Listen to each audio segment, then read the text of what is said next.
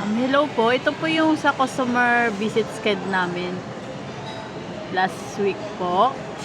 Meron kaming 6. Bali, lahat po ito is na inano lang po namin via call po.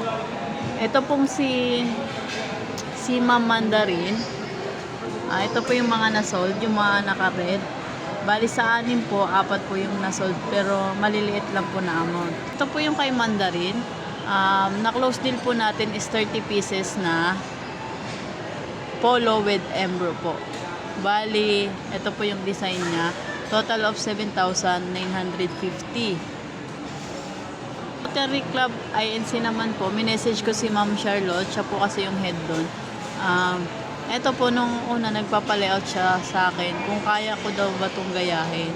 Itong full bleed na to. So, tinas ko kay Joshua kung kaya natin gayahin to via AI na lang daw. And then na-approve naman niya yung layout. Nasold po natin dito is 2,750. Bali sample sizes lang po to, 5 piraso. And hopefully makuha po natin siya as bulk order kapag ka nagustuhan po nung yung sample. So, sa Santa Ana Hospital, si Sir Francis, ito po.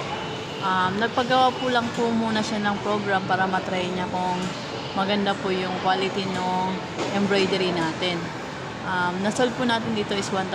Hopefully magustuhan niya yung sample natin para dito na siya magpapagawa ng mga uniform.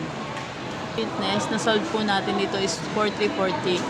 Inas ko po siya kung meron siyang mga additional or balak na ipagawa sa atin. Then nagpa-quote naman siya. Ito po, worth 4,340 yung nasold po natin sa kanya. Yun lang po for this week po, yung mga natawagan. And may mga message din po kami.